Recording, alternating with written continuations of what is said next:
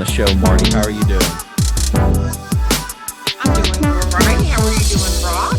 I'm doing fantastic myself. I am super excited, especially with such a state like Alabama, that there are people, especially in your age group, fighting for cannabis advocacy, just cannabis rights, usage, and all the nine.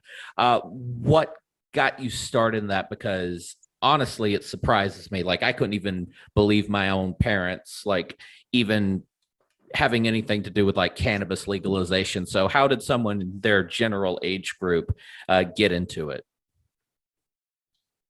Well, I'm 61 years old. I've been a user of cannabis for 46 years. So I actually started smoking cannabis at the age of 15 in 1975. I was a sophomore in high school. And my sophomore year, my junior year, and my senior year, I was stoned probably every day. I graduated valedictorian of my high school class. So I know that it doesn't kill brain cells. The first president that I voted for was Ronald Reagan. And he had was it the DARE program or Don't Do Drugs? Nancy Reagan had that program. Yeah, I believe it was the Dare. I can remember they had a special Dare police car that they would always bring to our school. It was ridiculous. Right. So, and I just did it on a whim. I was at a Grand Funk Railroad concert, and I was with my minister's daughter was my best friend, and we were at this Grand Funk Railroad concert. She's probably going to kill me for telling this story. And we went to concerts all the time, and people were always offering us a joint at the concert. And we finally made up our mind when we went to this concert, if we were offered cannabis, we were going to smoke it. And we did. And that was the beginning of my recreational and, use of cannabis. I've always voted Republican. I am actually a libertarian, a card carrying member of the Libertarian Party here in the state of Alabama, which is something that I joined probably about 2 years ago. But the reason that I became so involved in cannabis advocacy is I had a sister who passed away on August 17th of 2012. She had breast cancer. Her name was Debbie Green. And she was in remission from breast cancer, and she went to see her oncologist for a checkup, and her cancer had come back. And I was with her, and she was in a state of shock. And she asked the doctor, "How long do I have to live?" He patted her on the leg and told her, "Oh, you don't have to worry about dying of cancer. You're going to die of chemotherapy poisoning." Okay, now at this point in time, I probably had about 35 years experience with cannabis, but I had just recently begun to hear about the therapeutic properties of cannabis and the endocannabinoid system. So I really didn't have time to save my sister because I was doing a lot of work just helping her, go through this. It was a death process. Chemo kills, cannabis heals. But the day after she died, I committed myself to cannabis advocacy. I committed my life to cannabis advocacy. And since 2012, I've done, my own personal research, into the research on cannabis. Everybody tells you there's no research out there, but there actually is. So in 2017, I felt like, I needed to ramp it up and move forward, and didn't know anything about RAMP, Republicans Against Marijuana Prohibition. But I just started, searching on the internet for conservative Republicans, that supported cannabis, advocacy or legalization. And that's when I found RAMP. And I immediately asked to start a chapter in the state of Alabama, and it's the Alabama Republicans Against Marijuana Prohibition. We're also on Twitter and Facebook. And I was the president of that organization for 2 years before we had a board of directors. And that was in 2019. And the Alabama legislature was trying to work on a medical cannabis piece of legislation. but they could not come to any kind of compromise. So Governor Kay Ivey suggested that they come up with a cannabis commission and hold 6 or 7 meetings. And they had a huge board. I think they had 12 members on the board, just to determine if there was a legitimate purpose for medical cannabis. Now, a commission designed just to determine that before it could be introduced to the Alabama House. So that was in July, August, September, October, and November. They held 6 meetings. I went to all of those. We live streamed those on the Alabama Ramp page. But the exciting thing in 2019, because of that commission, I met face to face in Montgomery with other cannabis advocates just like me that did not think it was weird that a fiscally conservative citizen in the state of Alabama would support the legalization of cannabis. So that's how we started with that. And we built a board. And in 2020, we were fighting for the medical cannabis legislation. And because of COVID, the legislature was shut down. In 2021, just this year, we went back and we created a phone call and an email campaign, which we believe was very beneficial in getting this legislation passed here in the state of Alabama. And we were very proud that the legislation did pass. So that's kind of brought me to where we are right now. Back in February, at the beginning of the legislative session, I knew that this was just one phase of my advocacy, because I staunchly believe that all cannabis is medicinal. And I believe in a no tax, regulate, and control system. So I wanted to start an organization that people from all walks of life, all genders, all political affiliations, didn't feel like that it was a partisan group. And I wanted to start the Alabama Cannabis Coalition. And some people have asked me, is it an exclusive group? If you're a cannabis advocate and you support legalization and the right to home grow and for people to have therapeutic access to legal cannabis, you're more than welcome to join the group. It's not exclusive. So that's just a little bit about my story. That is absolutely just like, we're going to have to dissect that entire story and pick it apart, because that is a hell of a life. Like, so to just kind of, because since you are like the president of the Alabama Coalition, or like the Ramp, like that chapter of Ramp, why do you think it's so synonymous that all Republicans are against marijuana usage? Or at least not, if all, like maybe there's 20%, but the other 80% are so, because you know how political parties get, they're so gung-ho about their cause that anyone against the cause is like almost immediately ostracized and called into question. Like, I mean, you could even say like the whole, like back when homosexuality was still like really like controversial, anyone that would argue for homosexual rights is like, oh, he must be a homosexual then. So even if you have like a straight-laced dude that's like, my brother smokes and he's fine, I choose not to because job security or whatever, but maybe I would if I did. Like the second you start like arguing for cannabis advocacy, you're like, oh, you must be a pothead. You must just sit on your couch all day and eat Cheetos and watch cartoons. You're just a pothead. You're a loser. How do you think that got there? Because I know it kind of started with Reagan a little bit on the DARE program, but I think it really kind of ramped up once they started like officiating the war on drugs. Do you think that's what it was, or just like years and years of just like hardlining any kind of arrest? The newspapers would like report drug user caught doing so and so. I want to go back to 1937.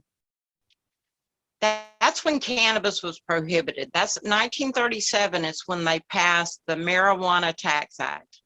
And most people really do not know the history of prohibition and why cannabis was ever prohibited to begin with. But in 1937, President Franklin Delano Roosevelt, who was a Democrat, hired Harry Anslinger to demonize cannabis because there were certain lobby groups out there, probably the alcohol lobby group, the timber lobby group, that, you know, they felt threatened by hemp. The pharmaceutical lobby groups and the pharmaceutical companies has started creating synthetic cannabis. And prior to 1937, if you went to the doctor with one of the top 100 conditions that they saw complaints for, and this is shocking, and the first book that I ever read after my sister died was The Emperor Wears No Clothes. And that's where I really was educated on why cannabis was prohibited. But prior to 1937, if you went to the doctor with one of those top 100 conditions, you were recommended by physicians to use cannabis oil. There wasn't a prescription. They just recommended that you go to the drugstore where it was for sale to use cannabis oil. So I believe, and, you know, our people, you know, I'm probably on a hit list with pharmaceutical companies, but I really and truly think that our biggest nemesis is the pharmaceutical industry. I believe the pharmaceutical industry and the FDA are the largest legal drug cartel in the world. And I think the pharmaceutical industry is likened to a mafia. I really do. So if you go all the way back in political history and you look at Franklin Delano Roosevelt, and people don't want to, you know, they don't want to believe that. So it was voted on, you know, Republicans and Democrats voted for it. So then we had, you know, prohibition. And then I think it was 1970 or 1973, I can't remember, you know, Richard Nixon kind of like, I can't remember who the case was. I'm sorry, I should have probably made some notes on this, but he took it to the Supreme Court. So cannabis was no longer prohibited, but it was illegal. So now we're moving forward and, you know, 37 states have therapeutic cannabis, 15 states have, you know, some form of legal adult use. But when you talk about the percentages of Republicans versus Democrats that support some form of ending the suffering that prohibition has caused, and it has been a crime against humanity, and people have died because of prohibition. But when you look at the Democrats and you look at the Republicans, Republicans are in a proverbial closet. Like, they don't smoke out in the open. They don't want anybody to know that they smoke. Exactly. You know, they don't want anybody to know that they consume cannabis. So if we could ever get those people out of that proverbial closet, and they are stepping out slowly but surely. You know, they don't want the people at church to know. They don't want the boss at work to know. They don't want the people at Rotary to know. They don't want people at Kiwanis to know. And they don't want anybody, if they're involved in a GOP group in their state, to know. But it's time for people who support this, no matter their political affiliation, to step forward, you know, and speak out. So I think over time, there are some national cannabis organizations that think that they have a stronghold on, you know, well, Democrats are the only ones that are going to do something, you know. That's not true, and I'll tell you why that's not true. We've had 84 years of prohibition, you know, Democrats in office, Republicans in office, that could have ended cannabis prohibition in 84 years at the federal level. So don't tell me that one political group, you know, has got a stranglehold on not allowing prohibition, because 84 years is 84 years too long. Absolutely. Like, even now, I think I remember listening to a YouTuber, Kyle Kalinske. Like, he said, like, President Biden, hell, any president, honestly, but especially now since it's the current, President Biden could just end the illegalization of cannabis by taking it off the drug, not making it. Yeah, exactly. He could just say this substance is no longer on the it's no longer a Schedule I drug. Like, he could literally just do it with signing a paper. Why do you think that hasn't been the case? Because, like, it just seems so easy. Like, I don't get, like, how some presidents are, like, promised one thing. Like, we even see, like Vice President Harris was on the Breakfast Club, and she was kind of joking about how she smoked weed in college. And then you kind of had, and like in the debates, you had Tulsi Gabbard really tear into her about that statement where she, like, as district attorney, went really Right. hard in prosecuting, especially minorities with their cannabis usage, and then laughed about it on a radio show. And I think that's really where she like lost her chance of being president. But it's kind of weird how, like, you're right, a lot of people do smoke weed, like especially the rich and powerful. Like, hell, I remember like there was this one guy, Anthony Anderson Cooper, on CNN was talking to a drug doctor. I can't remember what his name was, but he does like heroin recreationally. Like he'll snort a bump of heroin every now and then. He's a doctor at Columbia. Like he's a fully formed doctor. I think you might know who I'm talking about. How you're reacting? Yes. Bizarre. Yeah, That was so bizarre when that came across the radar. Okay, well, I'll comment on that if it's okay. of course. With politicians, there's two things that keep them in a position of power. One is their constituents, their voters. And when they don't hear from the voters and people think that it's not important to stay engaged with their representatives, then the politician thinks, okay, the constituents don't care about this. And the second thing is lobbyists. Constituents keep them in a position of power. Lobbyists put money in their coffers.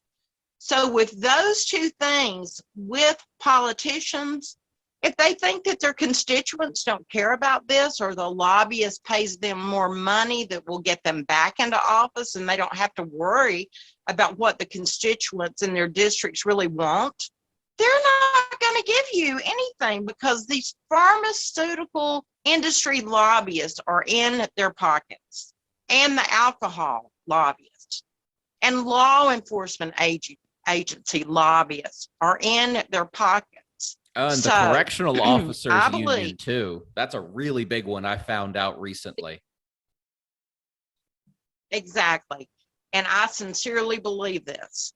If the people that support cannabis legislation for legalization, and I support home grow legalization, if the citizens of America, the state of Alabama, would stand up and raise holy hell, this would end. This would end. But people won't stand up. They expect volunteers, and I'm not anybody special, but I've been going at this since August 18th of 2012 with not a lot of support. It is changing. Once people thought that therapeutic cannabis legislation would not pass in the state of Alabama, and dealing with all of that negativity on social media was horrendous, because I have a positive attitude, and I couldn't deal with it. But once people realized that was passed, I think they have hope. Yeah. So I think they have hope. Pertaining to the Alabama bill that has recently passed, it's kind of a double-edged sword, because yes, we're getting help to the people who do need it, but at the same time, the precedent has kind of always been set. Because like I can remember there was actually a bill earlier during the pandemic, like March of last year, where it had passed the Senate, and I believe Governor Ivey pigeonholed it. That was just like a generalized kind of medical cannabis bill, like if you had like anxiety and stuff. That like it was like some is that not true? She didn't pigeonhole it. She asked and requested that the Alabama legislature have a cannabis commission determine whether they thought that there was any therapeutic benefit, because it was turning into a real argument within the Alabama House. So she requested that they create this commission. But it was basically the same bill that has been amended probably 24 times to get to the point where it was passed. Yeah, because I remember a lot of them, like I remember one of the medical reasons was anxiety, and I remember joking, hey, that was my God-given right. Anxiety is my God-given right, so I'm good where it goes to that. But like even now, like it's edibles are a no-go, raw bud is a no-go. I think it's just like powdered and put into pill form, is it?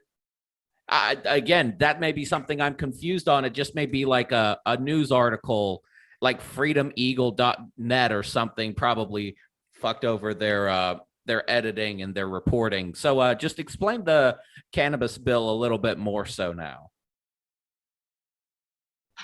Okay. Well, let me digress a little bit. You were talking about when the legislation passed, you were like it was a double-edged sword. This legislation was not perfect. It is not perfect. It won't be perfect until it's amended and amended and amended until it gets perfect. Okay. But right now, the legislators and the citizens of the state of Alabama need to realize once this cranks up, they get the registry going, the patients are signed up, the doctors are trained, the weed is growing, people can go to unmarked buildings that are going to be called dispensaries, but there's not going to be any advertisement. The citizens of the state of Alabama are not going to go raving, start crazy, and start raping, murdering, and stealing and robbing. Exactly. That But was once that always really the happens, fear, wasn't it? yeah, but what I want to It's say about this legislation, it is not perfect, but I want everybody to hear these words. It is perfect for somebody. Even if it's only one person, it will save somebody's life. So even though, and we as an organization, Alabama Ramp, we asked for amendments to this legislation, and a couple of them they acquiesced on, and don't ask me what they are because I can't remember. And other ones we were told flat out, no, there's not going to be any flower. Which brings us to what is available to the citizens at a dispensary. Full extract cannabis oil, which is taken orally and sublingually under the tongue, which is dynamite for multiple things. I mean, it just goes right into your blood system, your endocannabinoid system, your CB1, your CB2 receptors, they're just like in a happy place, and your body returns to a state of homeostasis. Yes, there is not any flower, there is not any bud, but people don't realize this. Nebulizers. You can nebulize full extract cannabis oil. I'm sorry people can't smoke weed legally yet, but just hang on. And something that everybody loves to laugh about, which is suppositories, full extract cannabis oil suppositories. And people don't realize the sick, suffering, and dying. If you use a cannabis suppository, it goes right into your bloodstream. There's not a big rush of, high or anything like that. There's going to be full extract cannabis oil capsules. There are going to be two types of lozengers, and you're not going to believe this. They can't call them gummies here in the state of Alabama. They are going to be called lozengers. Oh, but they are one's going to be a cuboid. Huh? But they are like they're like kind of like a hard rock candy or something. Well, no, they're going to be gelatinous, but they're calling them cubes and rectangles. Oh, and they only want them to have one flavor. Yeah. And they only want them to have one flavor, and Senator Melton that sponsored the legislation said he hoped that it was cherry. So, I mean, there are multiple things out there that are going to be available. It's not like, people are going to be putting some powder in their coffee and, drinking their cannabis or anything. But it will be amended, and we're committed to, working with, the legislature or the commission, the Alabama Cannabis Commission, to, amend the legislation, because people don't realize when you use flour and the uptake of the flour is instantaneous. I mean, if you've got a headache, your back hurts, you're having an anxiety attack, the uptake of flour is instantaneous. So I think once the state of Alabama realizes, we're not crazy, this is real, their lives are going to be changed, people's opinions are going to be changed. Yeah, honestly, it can't come fast enough. So where do you see, as someone who has saw cannabis acceptance and usage kind of grow throughout the years, where do you see like the final, like whether it be through the state of Alabama or through federal legalization, where do you see the singularity happening? When is it just boom, you can smoke it whenever you want for any reason, as long as you're 18 or 21 years old, probably going to be 21. But just when do you see that happening? It's like an estimation. Okay, I can't really estimate when I think that it's going to happen, but I think in 5 years, I think in 2026, I don't think we're even going to be talking about this anymore. And that's kind of the goal, to just to as an organization, just to be useless. That's kind of the goal, isn't it?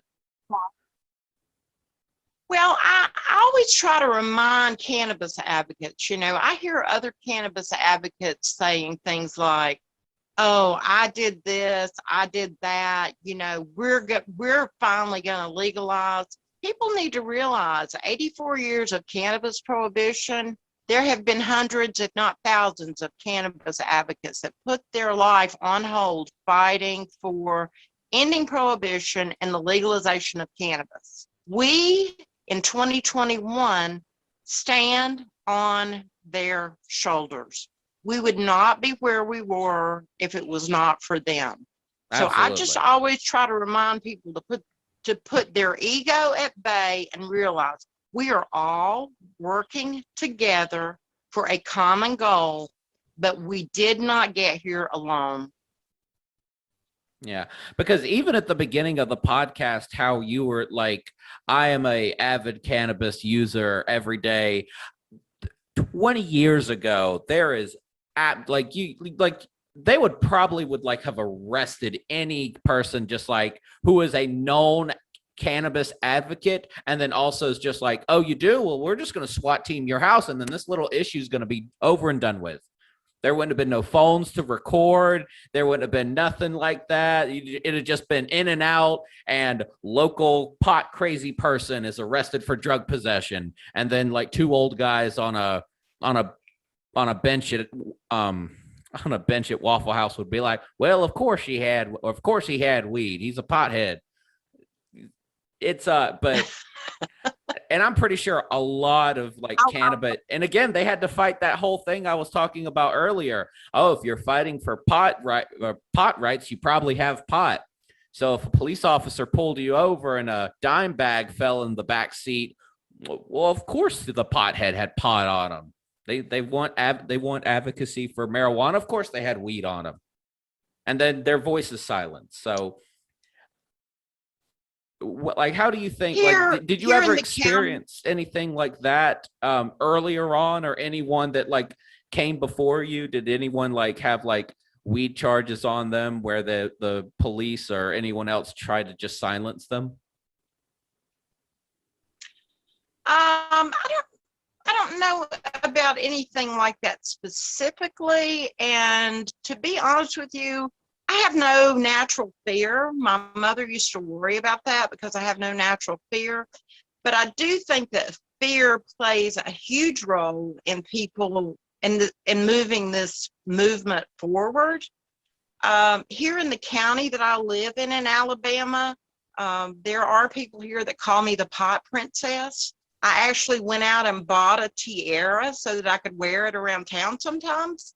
Because, if you're going to name me something, I'm going to own it, And, I just, I really and truly, and I have not mentioned this, when my sister died, and I'm a Christian, God called me to cannabis advocacy. There's no doubt in my mind. So I just, pray a lot and just pray that I have a hedge of protection around me. And I'm not going to let somebody, and I've never been this way. Nobody's going to bully me. Nobody's going to tell me what I can and can't say. I had somebody try to tell me one time, oh, we can't talk about the pharmaceutical companies. We can't, yes, we can. We can't talk about this pharmaceutical company. And I said, the hell I can't. Yes, we can. They're the problem. I think we can absolutely talk about the pharmaceutical companies. Right. Shit, please. So, That's like a and quarter of the battle. and I was early on, now that you made me think about this, I was actually warned. I wouldn't say that I was threatened, but when I first started learning about how the pharmaceutical companies had been behind prohibition, and then the more I found out how many lives could have been saved, I mean, I was just all over social media. This was prior to 2017, Oh, just railroading. I mean, I was just going after pharmaceutical companies, and I had somebody create an anonymous Facebook account, sent me a message, and said something to the effect of, do you have any idea who you're messing with or what you're doing? right. I That's some cloak and said, dagger shit going on. No, we can't. Yeah. I was like, because that 2012, like, I mean, you could have like hid the fact that you smoked cannabis since you were 15.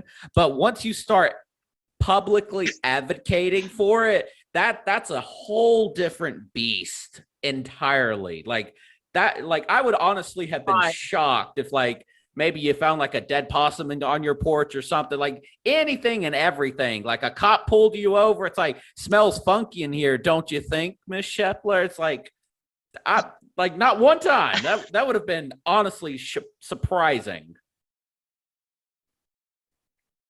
Well, I think people are probably more afraid. Whoops, sorry, I bumped my camera.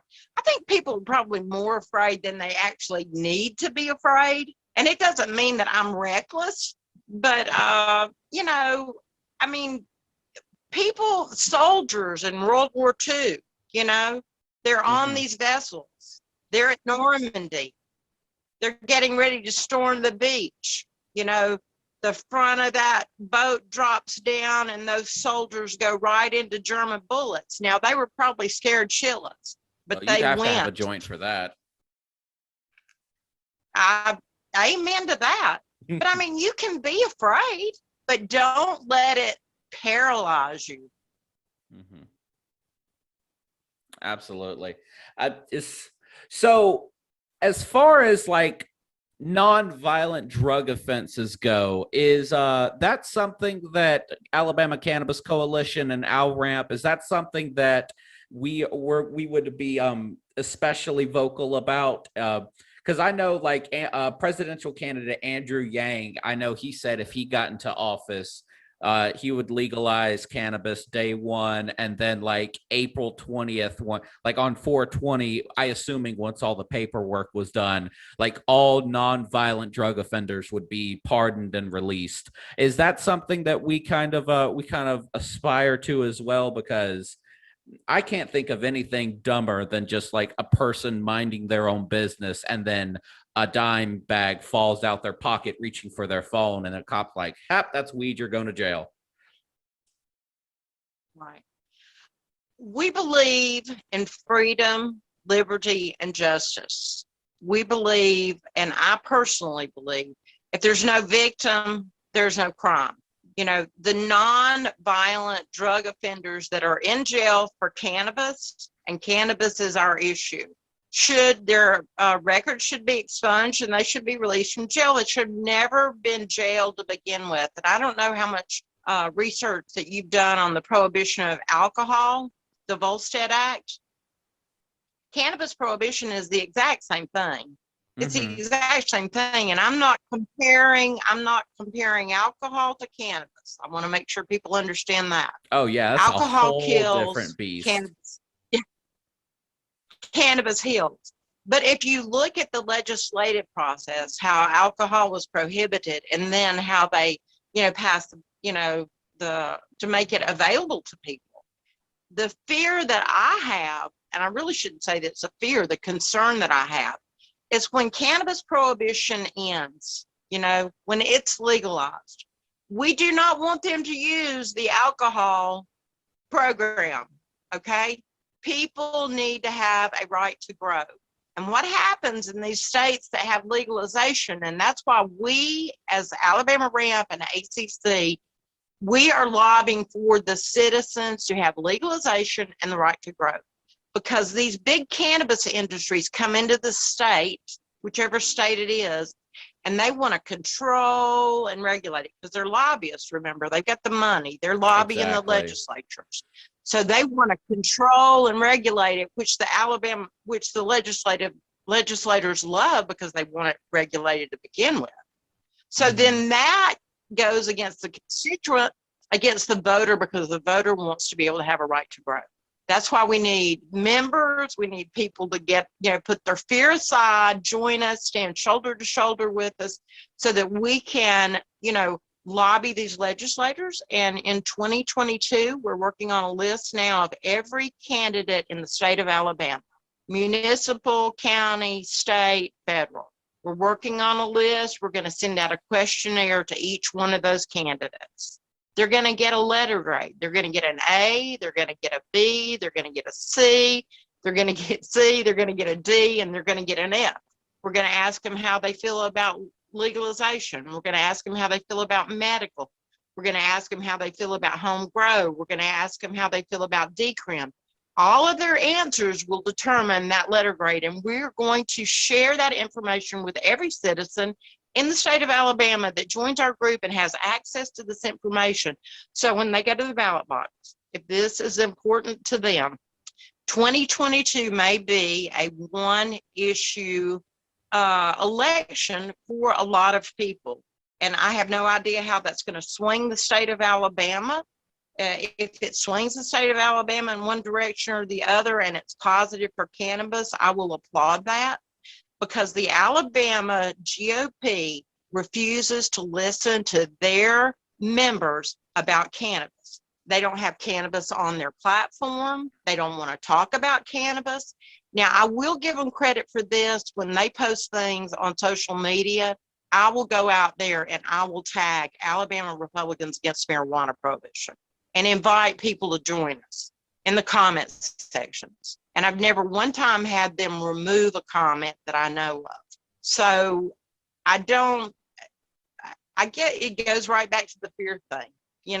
The GOP is afraid, that the constituents in the state of Alabama won't vote for Republicans if they stand up for this, when they don't realize that probably 75% of Republicans in the state of Alabama could care less. Not just support it, but could just care less, because they're freedom, liberty, and justice loving citizens of the state of Alabama.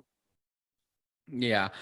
Now, I definitely agree with that sentiment once cannabis has been passed, but currently, until that precedent has been set, I feel that a lot of Republicans, and I say that because that is the dominant party in the state, so that's who's making the noise, especially the older generation, and I'm sure yourself have run into it. They'll be like, well, I knew a guy, or like even my father, like he was a correctional officer his whole life, so he never ever got to see an inkling of positive influence from cannabis. Like it was all hardened criminals in jail, or just an 18-year-old who was caught with his cousin's weed or his first time buying a dime bag off a drug dealer, and now he's a hardened criminal because he's got a mandatory minimum in prison. But do you think, and I say this not with anticipation, but just with a realism, do you think it's going to take that older generation kind of fading off into the twilight for like the pressure of the anti-cannabis voices to die down enough for everybody to be like, maybe it's not so bad to listen to the medical journals and the like people talking about their stories and usage of cannabis? Or do you really think someone who has been through Reagan, through Nixon, through all the hardline drug, like fighting their entire life, do you think that the majority of those, now I'm sure there's a couple that can be, but the majority, do you think that those minds could be changed?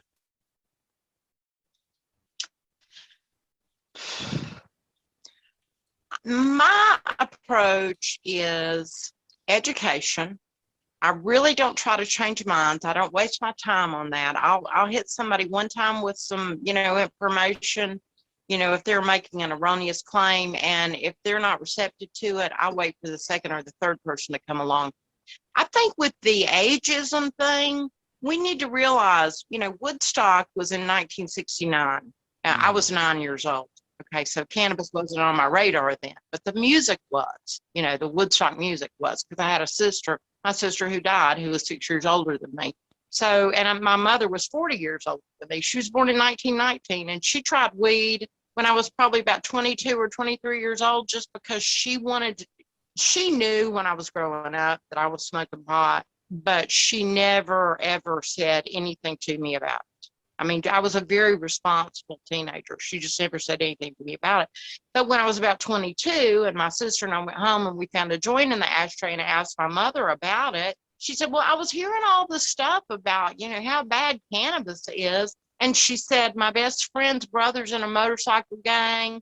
I asked her to get me one of those marijuana cigarettes and I smoked it and it didn't do anything for me. I don't know what the big deal is. And she said, and I know both of y'all smoke. So if y'all want it, you can have it. And my sister and I had approached her as if we were the parental units and she was the child. Right. So when you talk about the ageism thing, the people that grew up in the 50s and 60s, I have a friend who's in his 80s, and he's always off and on through his life. He's had some jobs where he could not partake, but he supports cannabis advocacy. So I think there's more of us than we even can begin to realize. People are looking for something to unite behind, because united we stand, divided we fail. So if we can just get the word out to the citizens of the state of Alabama that there is an organization out there, two organizations that are fighting for their legal access in the state of Alabama, and we're not fighting for big canna, and we are brave. We're not afraid. We will take on the Alabama legislature. We'll take on these candidates that are running. And I've already had one candidate today to reach out to me who's a Democrat that wanted to speak with me on the phone this evening. So the phone calls, have already begun. So, the GOP, the Democrats, and the Democratic Party here in the state of Alabama, the head of the Democratic Party here in the state of Alabama believes, they're going to, he doesn't believe, they're supporting legalization. And I want to speak with him. I would like to speak with him about that. I just want anybody that we agree to work with to understand we are lobbying for the citizens of Alabama to have access to legal cannabis and home growth. We're not volunteering with our blood, sweat, and tears to work on another piece of legislation that's going to support more regulation. And I don't care what big canna comes in and does in the state, as long as the citizens of the state of Alabama have their freedom, liberty, and justice held up. Because that is a thing, isn't it? Like you can have like all these pharmaceutical companies fight against cannabis for years. And then once they kind of feel that they're, and even then, like even in the 70s, I'm sure they had medical studies like, okay, let's see how effective this actually is. And then they probably did a test or two for about 5 or so years. After they got all the results back, stuck it in a manila folder and slammed it into a filing cabinet, and they go back and look at it every now and then.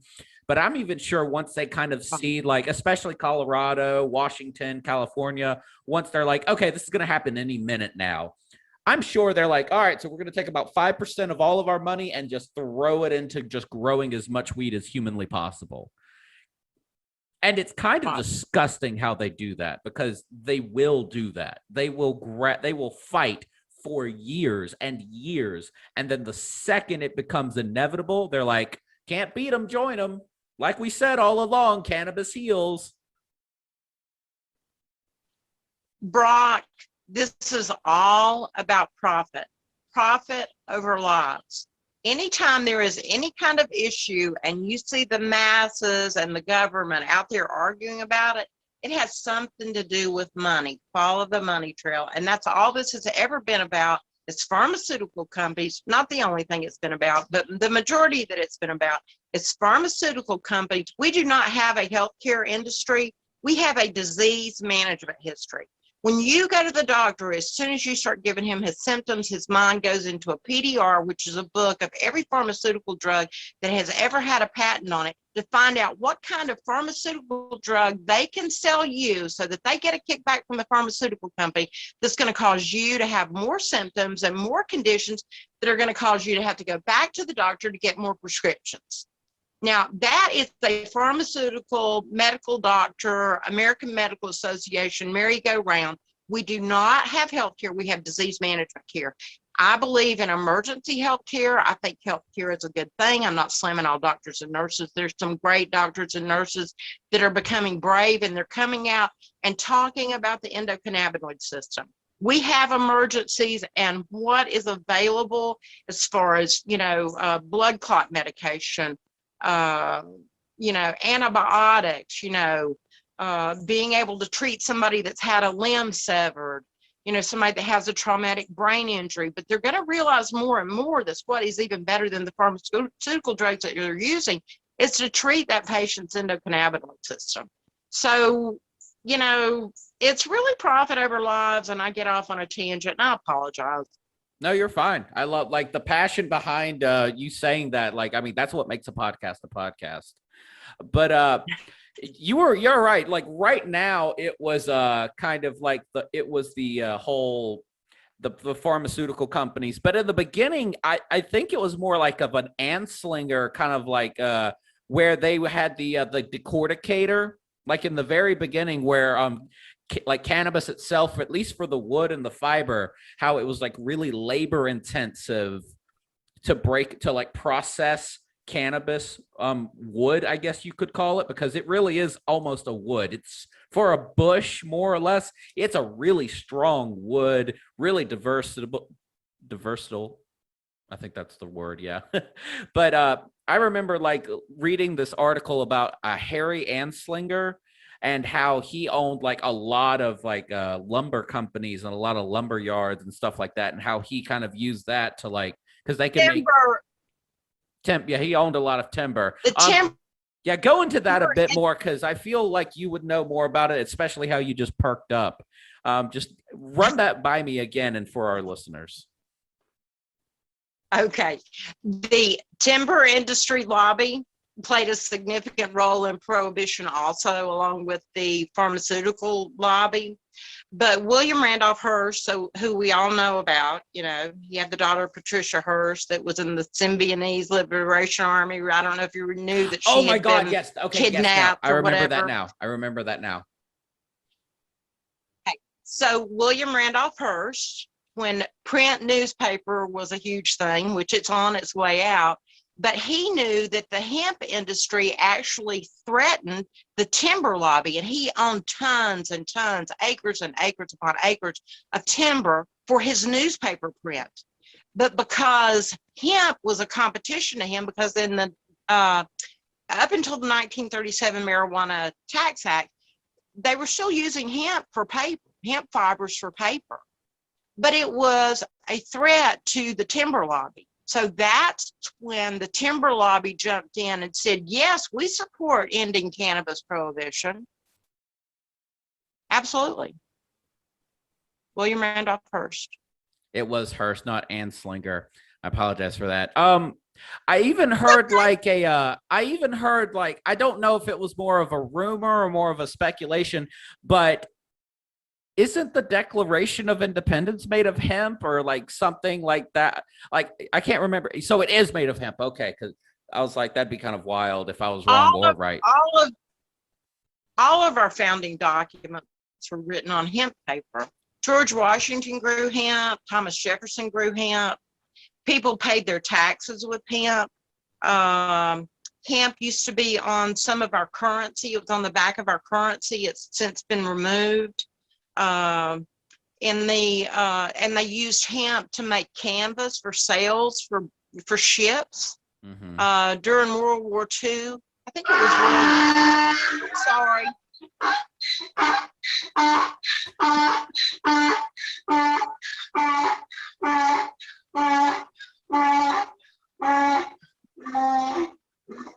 Those are my donkeys. I can't edit that out. World War I or World. Go back, go to the beginning, and I'll edit all that out. And before, just restart from the beginning, I'll be able to edit it. Do you want me to tell you about the hemp on the currency? Yeah, just go from the very beginning, right after I got asked if the hemp was on the Declaration of Independence. Yes. Okay. Yes, all of our founding documents for the United States of America were written on hemp paper. George Washington farmed hemp. Thomas Jefferson farmed hemp. People paid their taxes with hemp. I can't remember what year it was. I can't remember if it's World War One or World War II. The government actually paid farmers to grow hemp because they used the hemp fibers to make canvas, which the sails for sailing ships, were made out of canvas. And there were other reasons why they were growing hemp, because the government needed the hemp for other things. Hemp has a very, very rich history. People don't realize how rich the history is, but it really, just like I said previously, it just boils down to profit. Who can push the peasant out, who can sell the most and push the peasant out so they don't have access to whatever the product is. Regulate it, so they can't have access to it. They've got to buy it from us. Absolutely. So to go a little not so far back, but when Donald Trump passed the Farms Bill, and pretty much legalized the CBD and the growing of hemp, as far as like just the fibers and CBD, was because I know when I heard about that, I wasn't really as in tune with like cannabis legislation and just like notifications as far as that. How out of left field was that? Was that like kind of like, oh, we're talking about it just to get a foot in the door federally, or was it like, holy crap, where'd the shit that come from? It just came out of nowhere. Well, amongst cannabis advocacy groups, there's like the underground. We were hearing rumors about it. Not that I had like the inside scoop or anything, but I really wasn't shocked by it because he did pass legislation called Right to Try. Yes. You didn't have to wait till you were dying to have the right to try experimental drugs. And I was really hoping that he was going to expand on that you would have the right to try, cannabis, but it was a pharmaceutical really piece of legislation in some senses. So it really didn't surprise me, and I knew it wasn't enough, but it's just like the legislation in the state of Alabama. Is it perfect? No. Was it enough? No. So we have to keep building. I will let you know that Senator Rand Paul is working on legislation to up the percentage of THC, because that was kind of like the 0.03% THC in hemp. Yeah. In that legislation. That. Like it was just like somebody reached into the sky and came up with this, but he wants to raise that so that farmers do not have such a hard time having a hot crop and having it destroyed because it's over the 0.03%. So Rand Paul is working with that. I have a really good friend who's the president of the Kentucky Hemp Association. His name is Martin Smith. He would be a really good interview for you, by the way. Oh, absolutely. Martin Smith is actually working with Senator Rand Paul on this. Martin Smith actually is the one who told me that they have woven a very tangled web with prohibition. Okay. It's not just ending prohibition. It's not just making it legal. Most people do not realize, and I did not realize this until I was educated on it. Most countries in the world have treaties with the United Nations to not grow cannabis. Of course we have treaties with the United. Okay. So another announcement from the University of Duh, of course. And I'm pretty sure the US is all over that one. Right. So it's such a tangled web to unweave. It's not just like snapping your fingers, but I think that we're getting very, very close to, and I have made the public statement. Once it's legal in the state of Alabama, and I have a green thumb, I've never grown a plant. I've always wanted to. I would never take that risk. But once it's legal in the state of Alabama and people have a right to grow, and I'm not talking about 2 plants, when people have a right to grow, I'm probably going to kick back and, enjoy what little time I have left on this earth, enjoy my cannabis products. Like dead ass, you need to have like the pot princess dispensary or the princess pot dispensary in your town. You've got name recognition already. You've got name recognition already. That is a fantastic idea. Are you kidding me? A fantastic idea. Have like 5 or 6 people. Money like, just yeah, like just have 5. Money has just never motivated. Yeah, money has just never motivated me. But that's a pretty cool idea. I might ought to trademark the name. Oh, I would do it out of spite. I wouldn't even do it for money. I would do it out of spite. Like I can see because I know Southern Alabama. Like I can see all the people. Yeah, there's the pot princess. And then you just slap the biggest and most visited business in the entire town. And you've got those same people. It's like, yeah, no, I'll get some OG Kush. If you got any with the purple crystallizations, that'll be better. Well, purely I never for really spite. thought about it, but Brock, purely for spite. I think it may be a good idea. Do you want to be an investor? Absolute shit. That's my idea. I would be hypocritical if I didn't invest on my own idea. I'm getting that trademark as soon as possible.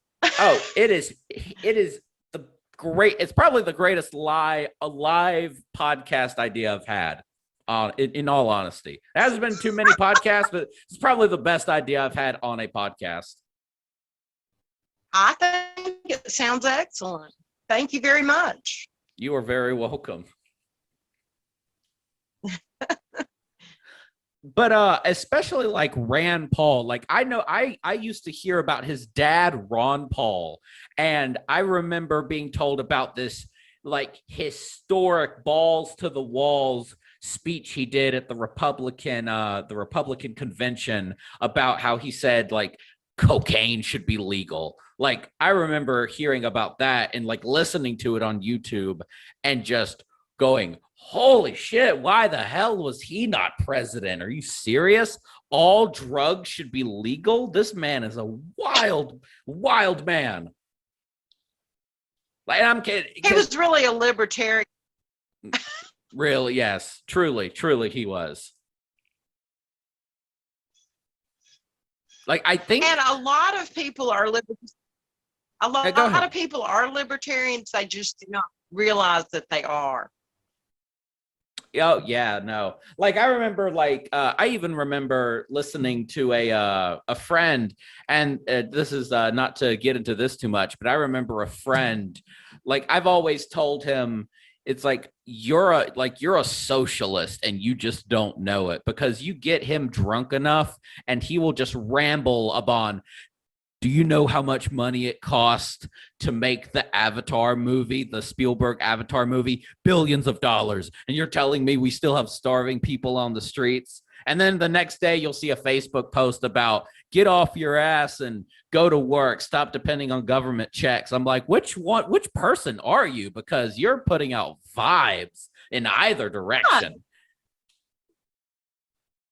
I don't know what it is. Do what now? Bipolar or schizophrenic? Is he bipolar or schizophrenic? No, he does get a lot more sympathetic when he's intoxicated, but I mean, it's such a clear switch. I'm telling him, dude, I think you're you're just a socialist, but you're just maybe he's cultural pressure. I don't know. Maybe he feels thrown in New York for a couple of weeks and under good conditions. He would be like, oh yeah, no, this is the way to go. Maybe it's just been a lifetime, because your politics aren't your politics. They're more or less your parents' politics. And then when you get to about 30, you can definitely, for the majority of people, myself, I'm far more liberal than I am conservative, but everyone else in my family is pretty conservative. But again, their politics are more of my parents, what they've been told their lives. So I don't know. It might be bipolar, it might be schizophrenic to some degree, or it might just be that he's been told this thing his entire life and he has nothing else to think of until he's inebriated. Well, I was really teasing, but while you've been talking, I've got something that came up in my mind, and I don't want to out this politician from the state of Alabama who's no longer in office. Do it. But he was a controversial figure. And no, I'm not going to do it. But someone who I actually admired. And he was at a Republican meeting, I think back in 2016, and I was there. And, he was passing out pamphlets. I'm not going to say any more than that because you'll be able to know exactly who it is, but he autographed mine. And I had spoken to him before about cannabis. And at this Republican event, and it was just a local county event, and there was probably, I don't know, 70 people there. It was a really, really good crowd for the small county that I live in. But before he spoke, I walked up to him and I introduced myself and I gave him my Alabama Republicans Against Marijuana card. And I told him that I wanted to know what his position was on ending cannabis prohibition. And he had told me before kind of what his position was, but that night he said, cannabis should have never been prohibited. And when he said that, I was like, he has really come around from his original position when I talked to him. Because, he believes in freedom, liberty, and justice, right? Mm-hmm. But there was kind of a demarcation. There was a demarcation there on the cannabis. But he came full circle, and he said, cannabis should have never been prohibited. But he'll probably never run again. But I would vote for him if he did. Absolutely. So in the future, because even right now, there's so many different issues and subjects where I believe in the future are the other generation. You always hear the whole right side of history argument, and people kind of laugh at that, that's just the thing. But in all seriousness, in 20, 30, 40 years, when everyone and their mother is taking a CBD gummy to relax before they go to sleep, everyone, instead of a cigar, everybody gets a half weed, half tobacco cigar for celebrating a newborn, anything like that. How negatively do you think the newer generations are going to look at the history of cannabis prohibition? Do you think they will kind of see it as the crime that it actually is, or do you think it'll be kind of and I don't think I should say whitewashed because that has its own connotations, but essentially just oh, it wasn't a big deal, it was all just this and this. Do you think that the government will be able to hide from the history books what really happened and all the lives that have been destroyed, whether it be through should be unlawful arrest or allowing people to die for the sake of pharmaceutical companies? Or do you think that they're going to be as gung-ho as we are today? Okay. Number one, we don't teach history in schools, and I call them government indoctrination centers. Okay. I'm loving you every second we talk. Out there, this is fantastic. I love this. So thank you so much. And I love you too, Brock. Most people in the cannabis advocacy movement do not know the history of cannabis prohibition, and they don't know the history of it. So as we move forward, I think there'll be a fringe element out there that's and if I'm still alive, this is why you have this freedom, and this is what the government was trying to do to you, and the pharmaceutical industry wanted you to be sick. They didn't want your homeostasis in your body to be balanced. This is why you're well. We fought for this. And we're going to be a fringe group because we're going to be getting old. And the young people that are coming on aren't even going to be interested in it because it's legal and it's available. Most people don't know about the Volstead Act. They don't know about the prohibition of alcohol. But I'm kind of somebody that's very interested in history, and I want to know when this happened, why did it happen, how did it evolve? How did it change? So, and I've always been an advocate. I mean, I was the kid in elementary school that was advocating for the victim of the bully. I've always been that way. And you kind of need to know the history of stuff before you jump in there and start defending somebody that's a victim, because the victim might have really did something to the bully and the bully needed to whip him, So I think the history of cannabis, they're never going to be able to hide it. Okay, the internet, Oh yeah. Al Gore may think he created the internet, but the internet has opened up a world of information to people if they choose to use it at their, disposal. If they want to learn, you can learn anything. And I'm not saying everything on the internet is true. You need to use your due diligence. Absolutely. But I think the internet has changed. I think the internet has changed so many things. I mean, we see what's going on in China. We see what's going on in Venezuela. We know what's going on at the North Pole. We know what's going on at the South Pole. We know what's going on with UFOs. We know what's going on with meteor showers. I mean, there's just so much that has opened up for people to know, what's going on around them. It's not just like right here, in Birmingham, Alabama, or Montgomery. I mean, there's a world out there. There are people that have, hopefully have limbs and eyes, just like you, all over the world, different colors, speak different languages, but we're all human beings on this planet. Absolutely. Like they want to smoke weed. And that is the key factor. Well, look, it has been an absolute pleasure having you on. I cannot wait, because I normally, like, as kind of like a thing, I don't like really talking to a person too often on the podcast, but this is such an important subject, and you are just such a character behind it that I think we're gonna have to break this rule. Like, I honestly, like, I think we're gonna have to have you with any other, like, physicians, politicians, anything like that, anything you can gather, like, just to get the message out. Because in all honesty, like, if it was so warranted, I would make a weed channel just on YouTube. If that was even like something I would be up for. But absolutely, this is just something that we need to really drive home and just to push to the forefront of thought. But again, thank you so much for coming on, and just tell everybody where they can find you. And I'll be sure to drop those links in the comment section here on this video. Okay. They can find me at Alabama Cannabis Coalition. It's a Facebook group, and I'll send you those links. But it's the Alabama Cannabis Coalition group. They can find us at Alabama Republicans Against Marijuana Prohibition on Facebook. They can find us on Twitter.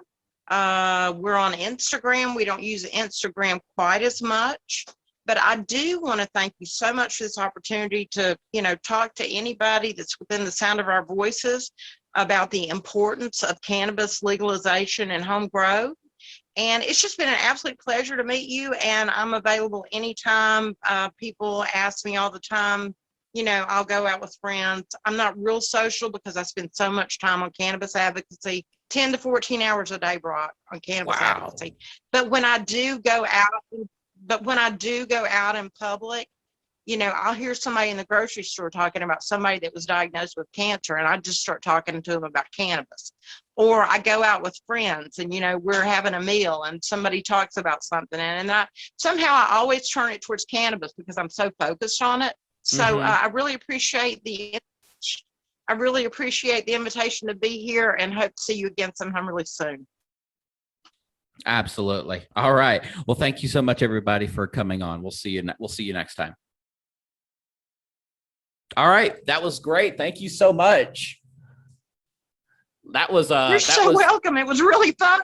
Oh my God. No, it was so fun. Like, honestly, if this camera wasn't about to die in like 15 minutes and I didn't have work in 20, like this could have just kept going. Because you said UFOs, and I was like, there's the tangent we want to talk about. The aliens are definitely going to be dope to get high with. Are you kidding me? Yes. The aliens cannot believe that the human beings here on the planet have prohibited a life-saving plant. They know. Like I remember, I keep listening to Joe Rogan episodes, and like there's like the Florida man kind of situations, and just like people being just stupid online. He's like, this is why the aliens don't land, because we keep being idiots. They want to save us. They really do, but we're destroying ourselves. I honestly, yeah, That's I just think my I think opinion. that too. Like I think there's like we like got, and I remember my dad was like, "Why would aliens care about us?" I'm like, "Dad, we have people that devote their lives to studying insects. I think they're interested in us." How old are your parents, Brock? The 65 and 55. Oh God! And how old are you? 26. Oh my God! I could be your parent. Mm-hmm. Yeah. No, it's And I never had. I never had any children. Do you think I would have been a good parent? I mean, with just a please. little bit, you know about me. You would have been the dopest parent. Are you kidding me? Gee, like your kid turns 16, 17. It's like, you forget your first beer. Here's your first dab. Like I can only imagine. Go ahead. When we found out my mother had smoked that joint. Yo. Okay, when I found it, I was in, we lived in a little like 650 square foot house. My sister was outside and she had gotten there before me and had put her bags down. So when I came in and put my bags down, I saw this roach in the ashtray. And I go outside and I told my sister, I said, hey, did you leave a joint in the ashtray in the bedroom? She said, no, I thought it was yours. I was like, I wasn't even here yet. And we lived in Atlanta. My mother lived in North Carolina. And I was like, we need to go inside and we need to find out what's going on. I mean, we had gone completely parental. We picked up the ashtray and we go in the living room. Mom's sitting in a recliner and she's all kicked back watching, you know, the oldie movies on TV. And we were like, what is this? It was hysterical. I mean, honestly, like for someone to be in cannabis advocacy, I could not imagine a more ideal setup for because like I remember when my mom first caught my brother, because I didn't get caught. That's my thing. I am so naturally paranoid. Like, prepare for the absolute worst case scenario. Like I remember every time I bought weed off of a dude, I'm like, the second you turn this corner, there's going to be a camera crew and police officers, your parents crying in a corner. You will be arrested. Like I prepared for the absolute worst case scenario in everything I've ever done. And I've never gotten caught by my parents. Now, I came out and be like, yeah, no, I've smoked weed before. It's like, you? I was like, you never caught my ass, because I snuck out 12 o'clock in the morning, smoked some weed, looked at the stars for 3 hours, and then was super groggy. That's why I didn't wake up and clean. But my brother, like, he was so haphazard, like shit would fall out of his pockets. I'm like, go bury your stuff, dude. I've got my shit buried. What are you talking about? He's like, no, I'm not going to do it. I might lose it. But when my mom first found out, it was like, she cried, like tears of disappointment. Where have I failed you? You're going to church. I'm like, church? But like to have a mother that was just so open and like accepting to a new ideal, like you couldn't have asked for a better parent as far as growing up to be a cannabis advocate. Well, what was so funny is when I was in high school, and I always took college prep classes. You know, if you scored over a certain grade, you know, every year you had to take these college prep classes.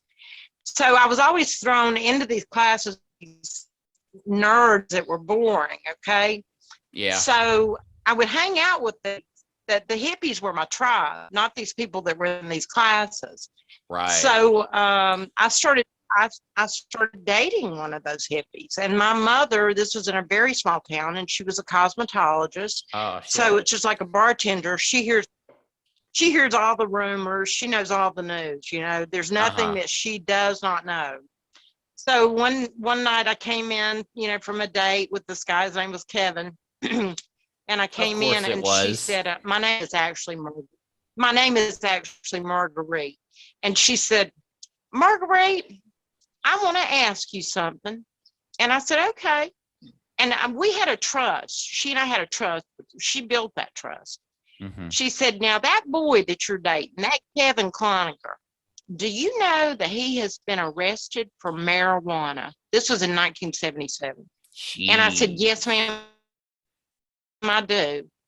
And she said, "Okay, that's all I wanted to know, because there's consequences to every action, and as long as you know that he has been arrested for marijuana, then you need to know that there may be some consequences for being associated with him." And she never said another word. And I ended up marrying that man. We were married for 3 years, and my mother Wow. loved him. The marriage didn't last because he had an alcohol problem, but I think he had an Yeah. alcohol problem because he couldn't get legal weed. Yeah. So Oh, yeah, but absolutely. my I mother, can't tell you how often that happens. Like you can't get a whole but maybe he's like, oh, I got to be a serious adult now. I'm a married man, and well, they drug we test. still smoked. Yeah. They weren't drug testing them, Oh, and we really? still smoked Okay, that's weed. good. Well, that would be more so But of a you now kind of situation, but yeah. right, but you still had to be very, very careful because the penalties were a lot worse then than they are now. Oh my God. But think about it. She was I remember I my remember what mother. was it? The Innocence Project. There Yes. was like a Vietnam veteran that came back from Vietnam as a black guy in Louisiana.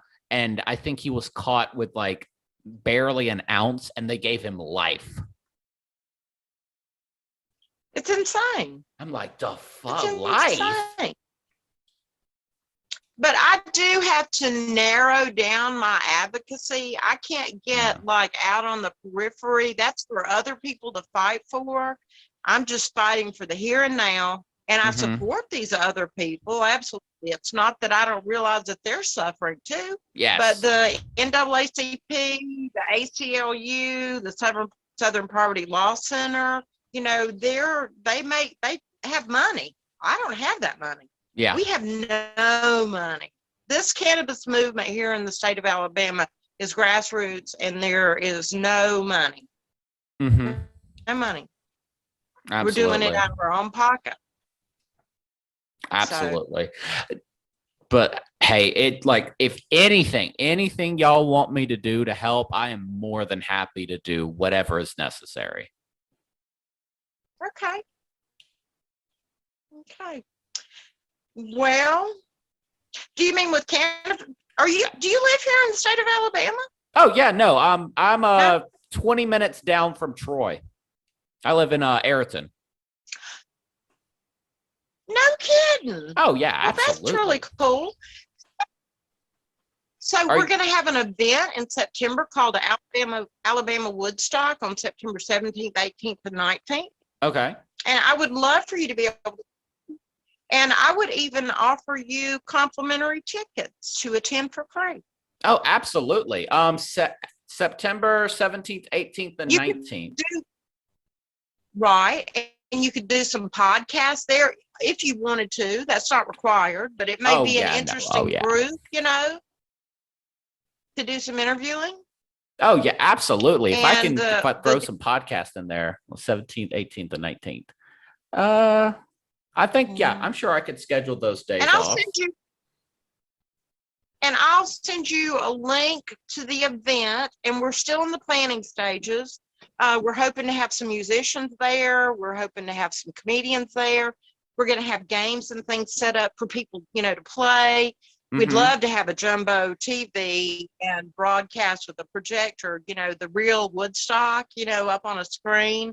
But I think that's going to be for another year. But I have committed to this event for 5 years. Mm-hmm. It's going to probably be a nonprofit the first 5 years, and then after that, if cannabis advocacy goes the way I want it to, and the Alabama Woodstock is a big hit, and it may have to change locations, we may have to find another venue, but it may be a profit-driven thing. So, and the location of that event is Lafayette, Alabama. Lafayette. Also known as Lafayette, Alabama. Oh, Lafayette. It's in Chambers County. But they don't pronounce it French here in Alabama. It's Lafayette. It's not Lafayette, it's Lafayette. Lafayette. Let me see. Yeah, that's only a 2-hour drive. No, absolutely. So I heard you say Birmingham and Montgomery. Are you in Birmingham or Montgomery? I'm in neither one of those, and I didn't want to say where I was on the podcast. Oh, absolutely. Oh, I can understand that. I am in Woodland, Alabama. Woodland, Alabama. Randolph County. Yeah, even myself as like a YouTuber, podcaster, all that goodness. Like it's only a matter. Like once I get fans, like I was always told, like you can like imagine having 10,000 people in a room. One of those people is a crazy person. Or no, it was 5 of those people are crazy people. One of those people are crazy enough to do something about it. And I'm like, because I'm in the middle of nowhere. I'm 30 minutes from any police officer or ambulance trying to get to me. So, I mean, I'm like, I told my wife, like, she was like, she's always like, I always said I wanted to do one thing. She's like, no, I don't see you as doing that. Like, she's like super honest and hypercritical. And the second I said, babe, I want to sit down and just talk to people on a podcast and put on YouTube. She's like, I can see that. I'm like, it's got the seal of approval. I'm running with the bitch. But if in 2008, in 2008, when YouTube became very popular, I had a very high subscription. I had a channel, and I mean, I had a lot of viewers, and planned an event called South Tube. I think it was, or maybe I joined in 2007. I lost my channel because I was using, I broke their copyright music thing on a couple of my videos, and I couldn't believe that they destroyed my. But yeah, so I love talking to people about things, I just love talking about cannabis. And I wasn't talking about cannabis then, I was talking about politics and, just anything that was going on in the world and making videos. And I loved it. Yeah. So it's fun. You should absolutely like have your own rig set up. Like I know like how I did it is like Best Buy has a credit card and I think I got like $3,000 and it's same as cash for like a year. So I don't, cause like it's, you need to spend about $5,000 for your whole setup to like get it like at today's standards, but it's real hard to start up, but having like, because I want to one day do like in-person podcasts, but just right now with COVID and everything, it's so much better just to do it over Zoom. But I love the whole face-to-face interaction. Well, I have been advancing. I mean, I have a new tripod that's very heavy duty. My next thing that I want to get is one of those things that attaches to your tripod that's like a light. It's like a circular light. Oh yes, so you have this light shining on you. Oh, I'm telling you, ring lights are a game changer. Okay. I'm going to get one of those. I'm one of those people that I don't spend a lot of money until I absolutely have to. But I know that I have a lighting issue, and I have some issues inside of the house with the satellite Wi-Fi. I don't have cellular service in my home, so I have to provide. I mean, it's crazy. It's absolutely living in rural America, living in rural Alabama. You have limitations, but I love being here because I lived in Atlanta from 82 until 2010, and I was never so glad to get out of a place in all my life. Yeah. My brother lives a mile and 2 miles away from me, 2 miles. 2 miles, and he has Spectrum over there, and he gets 200 megabits a second on download and about 50 on upload, and they won't come over to my house they won't run a line for 2 miles. And I'm over here stuck with 5 megabits per second download. And I've never had an issue because I'm directly plugged into the router. I went and bought my own like high-end internet cables to run to the box, to my to the room and everything. Like it was like these are like high-end, like thick cables. So like you have more like broadband and all that, but no, I can't get them over here to save my life. And I'm like, I'm the one who actually like needs it. Like you can watch YouTube and text people and video chat respectively on 3 megabits, which I mean, anyone else would be like, that's poverty wage internet, and it is. But like this would be such a drastic change at 200, and that's not even good anymore. Like a gigabyte is like the standard. But everything here is just so they don't want to invest because Alabama's steadily just losing people. Well, and if you live out in a rural area and it's not a densely populated area, they're not going to spend the money to provide that service to you because they would not reciprocate the payment of that or the investment of that anytime in the very near future. Oh, yeah. So they don't care. I mean, I have Wi-Fi. I have HughesNet. Yeah. Like I have no idea what my download is. I have no clue. Oh, well, go to your phone right now. Go to Google Chrome and then type in speed test. Okay, hang on one second. And I've got to go in Google Chrome. I can't just go in Google. Oh, well, yeah, Chrome. Either probably just Chrome, but just type in speed test. And then it should pull up internet speed test, and it said run speed test.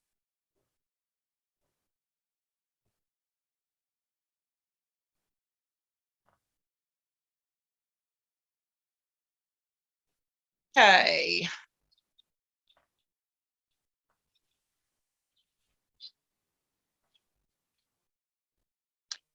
And the purple engine is going up. I've got like 1.02.